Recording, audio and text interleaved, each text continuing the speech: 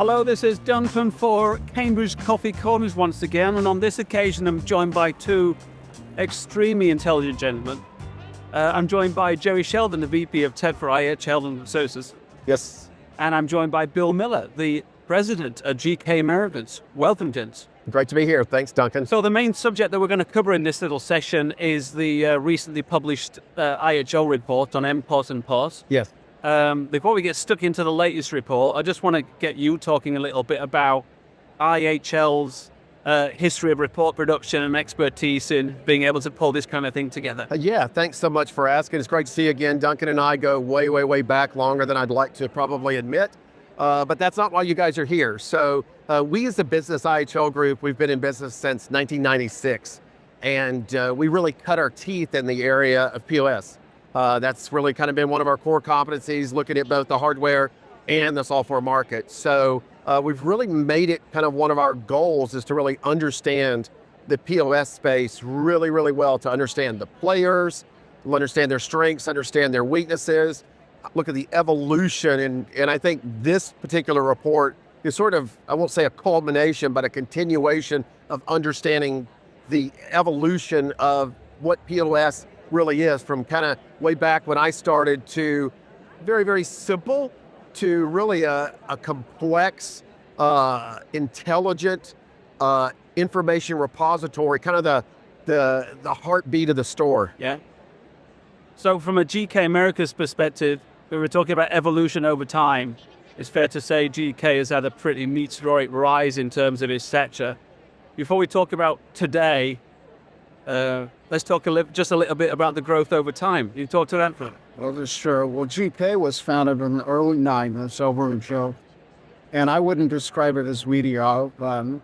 Meteoric? Yeah, that word, up big. Gradual, but it's been accelerated in the last few years, and then they made a move to come in the United States about 2015. And it took us a while to win some of our first customers, but we're seeing just amazing acceleration and adoption of the solution across all these so many things.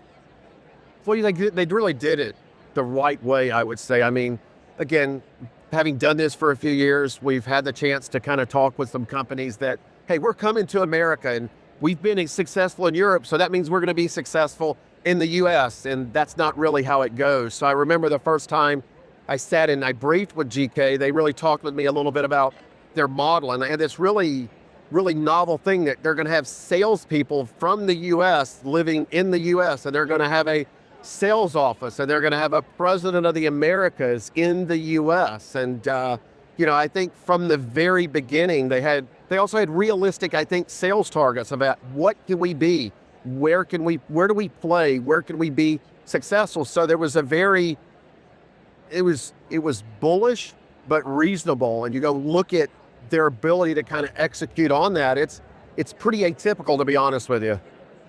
So Jerry, as we focus in on this year's report, yes, what are some of the attributes you would say that separated the strong from the not so strong? Yeah, I mean, so it's interesting. I mean, you go look at where sort of the evolution of POS has gone. Again, a lot of that mock-based approach, microservices, API-based, in the cloud, some headless, not headless, but we start to kind of see that as the base. Because we know from a platform standpoint, not all things are created equal. Just because I do analytics, not all things are created equal. Just because I ask you about, hey, what is your AI capability? Not all things are created equal. So you really see, I think we're really beginning to see a maturation in the market. And I think we're also seeing a bifurcation. I mean, we were very fortunate that we were 16 vendors that we asked about that responded to our survey, representing 25% of the worldwide POS, mobile POS installed base. So I believe we had 7 vendors with a POS installed base of over 400,000 devices. So, big time players here is who we were able to talk with. But you really see a swath of capabilities there. And I think one of the more interesting aspects is we're really bullish about AI. So, I mean, yeah, everybody's bullish about AI. We're very bullish about AI, but we really leaned in very heavily when we talked to vendors and we queried them on their capabilities around what's your AI strategy look like? what AI capability do you have? And I think that's really one of the big differentiators that we saw is where vendors are at in their AI maturity is really, it's really broad. And, you think about, okay, hey, you really need to understand and you really need to dig in. For anybody out there that's listening to this, that you're in the market for a POS solution, really dig into your immediate, short, and long-term AI strategy, because really what you're going to see there is you'll see some differentiators across the board: in-store capability, payments, analytics, back office. You're going to see some different capabilities there, but really dig into AI, because that's really where the ROI differentiators really show up heavily. Is what's your strategy today? Where are you going? And what are you implementing? What is vaporware? I mean, because there's a lot of vaporware out there. Agents. Yeah, everybody's going to talk to you about agents. What's vaporware? What is an active agent? Do they really understand what is an agent? You will see. So really kind of dig into that AI strategy, understand where the puck is at, but where the puck is going, because what we're seeing now is especially in this MOP type environment, is that people are locking in more and more their POS provider. So, it's not a short-term investment that you're making. You're probably have an opportunity to make a long-term investment. So choose wisely.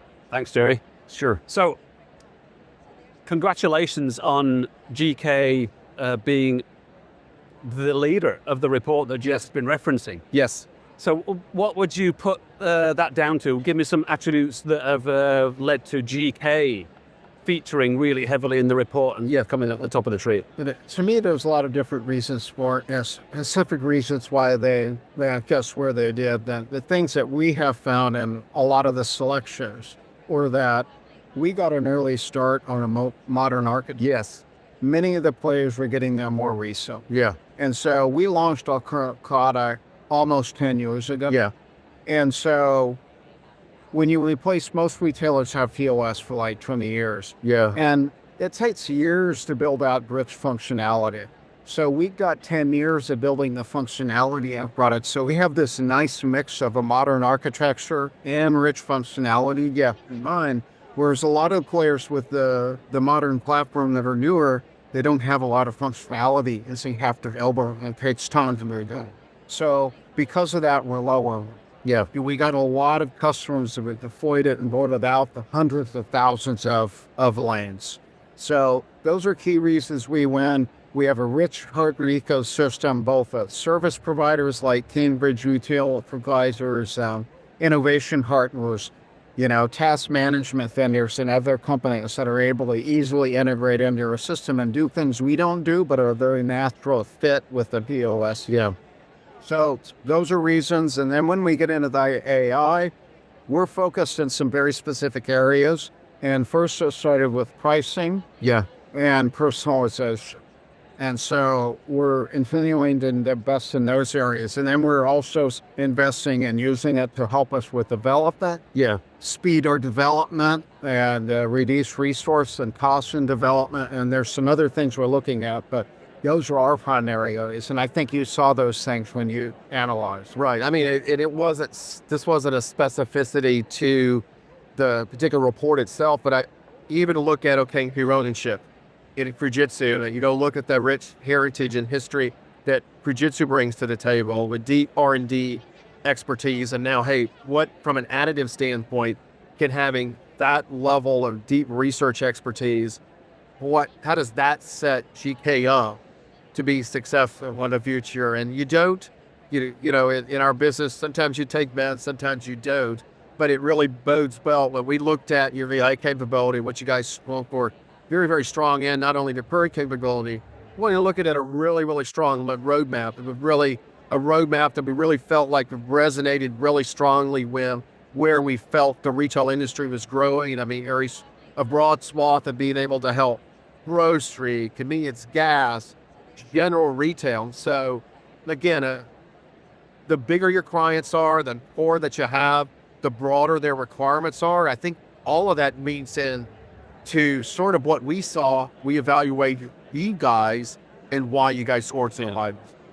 Gents, I'd love to talk about this even more, but that's all we've got time for today. So, Bill, thank you very much for joining us. Jerry, thanks very much for your insights and the report. And from Duncan, it's back to the studio.